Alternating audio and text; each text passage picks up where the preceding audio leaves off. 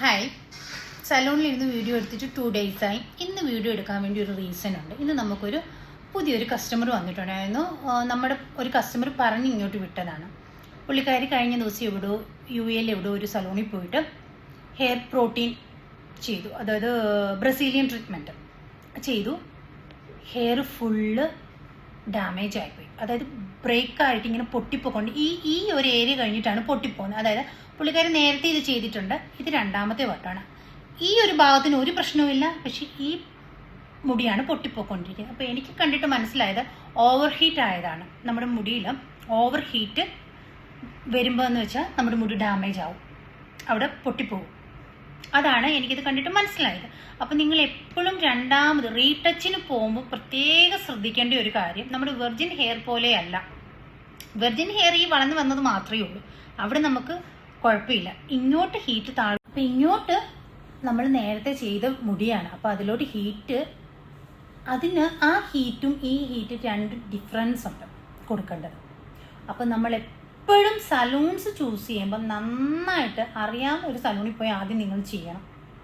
ഇത് നമ്മുടെ പ്രൊഡക്റ്റിൻ്റെ മിസ്റ്റേക്ക് കൊണ്ട് പറ്റിയേക്കുന്നതല്ല, അത് അയൺ ഹീറ്റ് കൂടിപ്പോയത്. നമ്മുടെ അയണിൽ തന്നെ, നമ്മളൊരു അയൺ മെഷീൻ തന്നെ അതിൽ ഉണ്ട് പല പല ഹീറ്റ് ഉണ്ട്. അതായത് എൻ്റെ മുടി തിൻ ഹെയർ ആണ്, ചിലവരുടെ മുടിക്ക് നല്ല കട്ടിയാണ്. അപ്പം അതനുസരിച്ച് നമ്മൾ ഹീറ്റ് അഡ്ജസ്റ്റ് ചെയ്തിട്ട് വേണം ട്രീറ്റ്മെൻറ്റ് ചെയ്യാൻ വേണ്ടി ഓരോ ഹെയറിനും. അതേപോലെ നമ്മൾ റീടച്ച് ചെയ്യുമ്പോഴും ഇവിടുത്തെ മുടിക്ക് കൊടുക്കുന്ന അതേ ഹീറ്റല്ല താഴോട്ടുള്ള മുടിക്ക് കൊടുക്കണ്ടേ.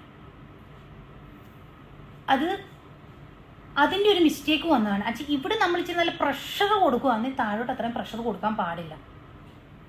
അപ്പം നിങ്ങൾ എപ്പോഴും കറക്റ്റായിട്ട് അറിയാവുന്ന ഒരു സലൂണിൽ പോയിട്ട് ഇത് ചെയ്യുക, ഇല്ലെങ്കിൽ നമ്മുടെ മുടി. എൻ്റെ ഇവിടുത്തെ ഒരു എക്സ്പീരിയൻസ് വെച്ചിട്ട് എനിക്ക് മനസ്സിലാക്കാൻ പറ്റുള്ളൂ, ഇവിടെ സലൂണുകൾ പല രാജ്യത്തു നിന്നുള്ള ആൾക്കാരാണ്.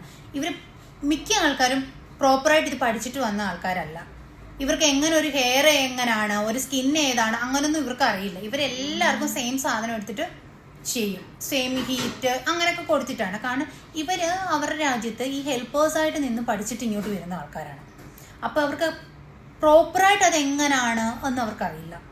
അങ്ങനെയൊക്കെയാണ് ഇങ്ങനെയുള്ള കംപ്ലയിൻസ് വരുന്നത്. അപ്പം നമ്മൾ എപ്പോഴും ഒരു സലൂൺ ചൂസ് ചെയ്യുമ്പം നമ്മൾ അതുകൂടെയൊക്കെ ഒന്ന് നോക്കിയിട്ട് വേണം ചൂസ് ചെയ്യാൻ. നമ്മളൊരു ഓഫർ കണ്ടുകൊണ്ട് ഓടിപ്പോയി ചെയ്യുക. ഈ UAE ഒരു പ്രത്യേകത ഞാൻ കണ്ടുകൊണ്ട് ഇവിടെ പാക്കേജസിൻ്റെ ബഹളമാണ്. 100 dirhamsന് ഇത്ര സർവീസ്, അത് ഇത് എന്നൊക്കെ പറഞ്ഞിട്ട്. അപ്പം നമ്മളെപ്പോഴും നമ്മൾ ആ പാക്കേജ് നോക്കാതെ ഏത് പ്രൊഡക്റ്റാണ് യൂസ് ചെയ്യുന്നത്, എത്ര അവർ നേരത്തെ ചെയ്തിട്ടുള്ള സർവീസ് ഏതൊക്കെയാണ്, ഇതൊക്കെ ഒന്ന് നോക്കിയിട്ട് ചെയ്ത് ഇങ്ങനെയുള്ള കംപ്ലയിൻസ് ഒക്കെ നമുക്ക് ഒഴിവാക്കാൻ പറ്റും. എക്സ്പീരിയൻസ്ഡ് ആയിട്ടുള്ള ആളാണോ എന്നൊക്കെ നമുക്ക് അറിയാൻ പറ്റും.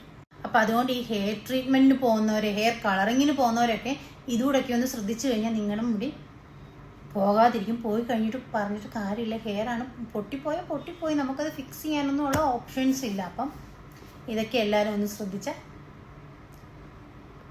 ദുഃഖിക്കേണ്ട എന്ന് പറഞ്ഞാൽ ശ്രദ്ധിച്ചാൽ